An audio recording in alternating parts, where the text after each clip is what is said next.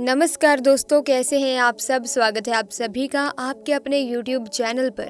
दोस्तों, आज के इस वीडियो में पंडित धीरेन्द्र कृष्ण शास्त्री के बारे में बात करेंगे और ये जानेंगे कि पंडित जी द्वारा किए गए चमत्कार सच्चे हैं या फिर नहीं। बागेश्वर धाम सरकार का असली नाम धीरेन्द्र कृष्ण शास्त्री है।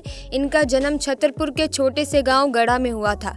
इनका जन्म बहुत ही गरीब ब्राह्मण परिवार में हुआ था, लेकिन गरीबी के आलम में अपना बचपन गुजारने के बाद आज धीरेन्द्र कृष्ण स्वामी बड़े बड़े अरबपतियों को भी अपने दरबार में झुकाने की शक्ति रखते हैं। कहा जाता है कि धीरेन्द्र कृष्ण स्वामी हनुमान जी के परम भक्त हैं और 12 साल की छोटी सी उम्र से ही इन्होंने बालाजी यानी कि हनुमान जी की सेवा करनी शुरू कर दी थी। दोस्तों, इनका पूरा ध्यान भगवान की सेवा में ही लगा रहता था और सालों तक किसी तरह तपस्या करने के बाद धीरेन्द्र कृष्ण स्वामी को कुछ ऐसी शक्तियां प्राप्त हुई जिनकी मदद से आज ये सामने मौजूद व्यक्ति के बिना बताए ही उनकी परेशानियां समझ जाते हैं और उसे पर्चे में लिख देते हैं। बागेश्वर बाबा ये तक समझ जाते हैं कि आप सच कह रहे हैं या फिर नहीं।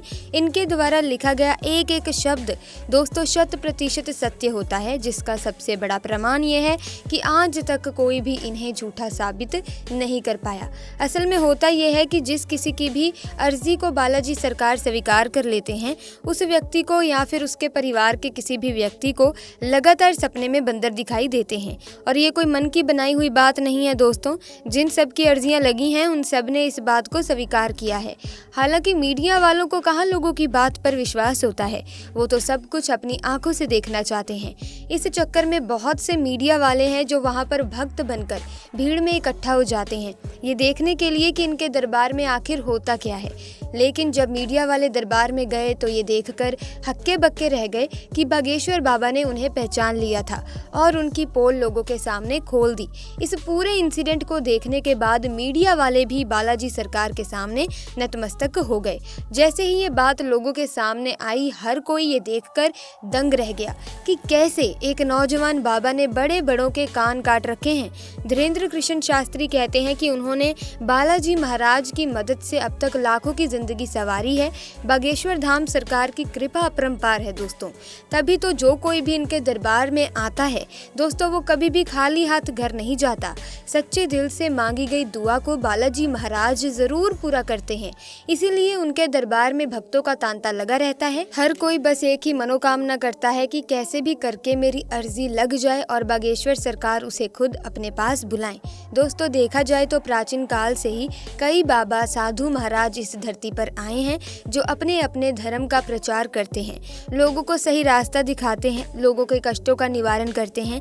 लेकिन ऐसे बाबा बहुत ही कम देखने को मिलते हैं दोस्तों, क्योंकि आज का जो युग है कलयुग है। आज के युग में सतयुग वाले महापुरुष मिल पाना असंभव सी बात लगती है।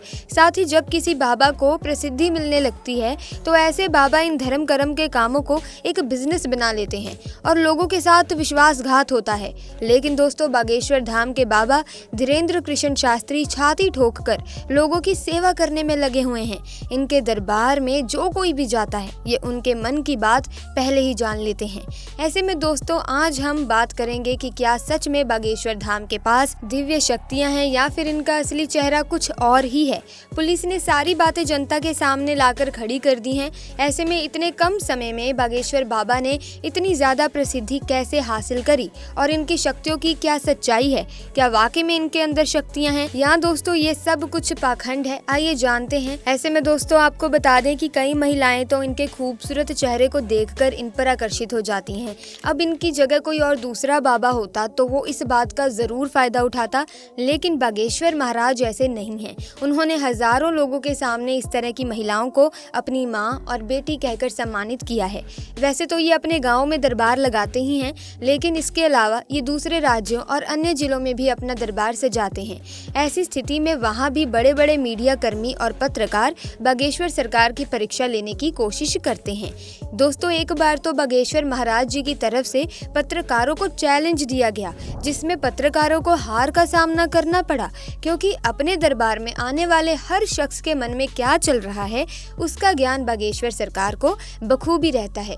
दोस्तों, ये भारत का एकमात्र स्थान है जिसने साइंस और टेक्नोलॉजी को भी हिलाकर रख दिया है और दोस्तों ये सोचने पर मजबूर कर दिया है कि आखिर ऐसा कैसे हो सकता है। क्योंकि दोस्तों, अगर बागेश्वर धाम के महाराज धीरेन्द्र शास्त्री से पूछे पूछें तो वो कहते हैं कि ये सब कुछ बालाजी और उनके दादाजी की कृपा से मुमकिन हो पाता है, वो खुद कुछ भी नहीं करते। लेकिन अगर आप हमारी बात माने तो ये सब कुछ धीरेन्द्र शास्त्री के कठोर परिश्रम से ही संभव हो पाया है। 12 साल की छोटी सी उम्र में जहाँ बच्चे अपने घर का पता भी नहीं बता पाते, उस उम्र में ये दिन भर हनुमान चालीसा का पाठ किया करते थे और इस नियंत्रण जाप ने इनकी बुद्धि को इतना ज़्यादा प्रबल बना दिया कि आज ये उस स्तर पर पहुंच गए हैं जहां इन्हें लोगों की बात को समझने में रत्ती भर समय नहीं लगता और ये जो कुछ भी कह देते हैं वो पत्थर की लकीर हो जाती है, जिसका सच होना तय है। और इसीलिए एक या दो नहीं बल्कि कई सारे एग्जाम्पल्स इसके दिए जा सकते हैं। जैसे कि दोस्तों, पिछले साल गुरुदेव इंग्लैंड गए थे श्री हनुमान कथा के लिए। वहां पर एक नवविवाहित जोड़े ने अर्जी लगाई थी। महिला हनुमान जी की बहुत बड़ी भक्त थी। महिला ने हनुमान जी को अपना भाई मान लिया था, लेकिन उनके घर वालों को इन सब पे विश्वास ही नहीं था कि ऐसे भी चमत्कार हो सकता है। महिला बार बार गर्भ से होती थी और बच्चा नहीं रुक पाता था। उनको डर था कि इस बार भी कहीं ऐसा ना हो जाए। फिर वो हनुमान जी की कथा में आई और अपनी अर्जी लगाई, जिस पर गुरुदेव जी यानी कि बागेश्वर बाबा ने कहा, जाओ, साक्षात तुम्हारे घर में हनुमान जी पधारेंगे। ये सुनकर वो कपल गुरुदेव के पैरों में गिरकर रोने लगा। आपको जानकर आश्चर्य होगा कि बागेश्वर धाम में धीरेन्द्र शास्त्री जी जब लोगों की अर्जियों का निवारण करते हैं तब वो कभी कभी एक तिथि भी बताते हैं। एक बार धीरेन्द्र शास्त्री ने एक महिला को विशिष्ट तिथि भी दी थी। जब महिला बागेश्वर धाम में भंडारा करने आई, उसके परिवार में अर्जी लगने के बाद बच्चे का जन्म हुआ था। खास बात यह है कि बच्चे का जन्म उसी दिन हुआ था जिस दिन का उल्लेख धीरेन्द्र शास्त्री ने पर्चा पढ़ते वक्त किया था। लेकिन दोस्तों, इनके दरबार में आया हुआ हर भक्त सच्चे मन से आया हो ये ज़रूरी भी नहीं है, क्योंकि कुछ लोग अपनी बुरी नीयत को पूरा करने के लिए भगवान का सहारा चुनते हैं। और जब इनके दरबार में ऐसा कोई इंसान आता है तो ये दूर से ही उन्हें पहचान कर उनके मन की गंदगी को लोगों के सामने साफ जाहिर करते हैं, ताकि कोई भी ईश्वर के दरबार में बुरी नीयत के साथ ना आए। बागेश्वर धाम का इतिहास दोस्तों काफ़ी पुराना है। लोगों की मान्यताओं के अनुसार बागेश्वर धाम मंदिर चांदेल कालीन है और 1986 में ग्राम वासियों के द्वारा इस मंदिर का निर्माण कराया गया था। उसी दौरान गरामगढ़ा के बाबा सेतु लाल चित्रकूट से शिक्षा लेकर अपने गांव के प्राचीन कालीन मंदिर पहुंचे थे। पहले तो इन्होंने राम कथा करी और फिर यह झाड़ फूंक का भी काम करने लगे, जो हर लोगों के अंदर मौजूद बुरी शक्तियों को अपनी एक फटकार से भगा देते हैं। लोगों का ऐसा कहना है कि जो कोई भी भूत प्रेत की शिकायत लेकर इनके दरबार में आता है वो हमेशा हमेशा के लिए ठीक हो जाता है। दोस्तों, हर मंगलवार को लगने वाला दिव्य दरबार सबसे ज्यादा प्रसिद्ध है, जिसमें लोग अपनी अर्जी लगाते हैं। लोग अर्जी लगाने के बाद यहाँ के टोकन्स को खरीदते हैं और नारियल को लाल कपड़े में बांधकर अपनी मनोकामना पूरी करने के लिए यहाँ पर इस मंदिर की परिक्रमा लगाते हैं। यहाँ पर अर्जी लगाने के लिए लोगों की लाइन बहुत लंबी होती है और उसके बाद बागेश्वर धाम के दरबार में जाकर धीरेन्द्र कृष्ण महाराज के प्रवचन भी सुनते हैं। और इसीलिए चाहे पुलिस हो या फिर मीडिया, कोई भी ये नहीं कह सकता कि बागेश्वर धाम पाखंड है, यहाँ पर लोगों के साथ फ्रॉड होता है, बल्कि लोग पूरी आस्था और विश्वास के साथ यहाँ आते हैं और खाली हाथ नहीं जाते। ऐसे में दोस्तों, इस विषय पर अपने विचार हमें जरूर कमेंट सेक्शन में बताइए। क्या आप भी बालाजी सरकार पर विश्वास रखते हैं या फिर नहीं? अगर बालाजी के भक्त हैं तो कमेंट्स में जय बालाजी महाराज जरूर लिखेगा। साथ ही वीडियो को लाइक करें, शेयर करें और चैनल को सब्सक्राइब करके बेल आइकन को प्रेस कीजिए, ताकि आने वाली नई वीडियोस की अपडेट आपको मिलती रहे। आपका बहुत बहुत धन्यवाद।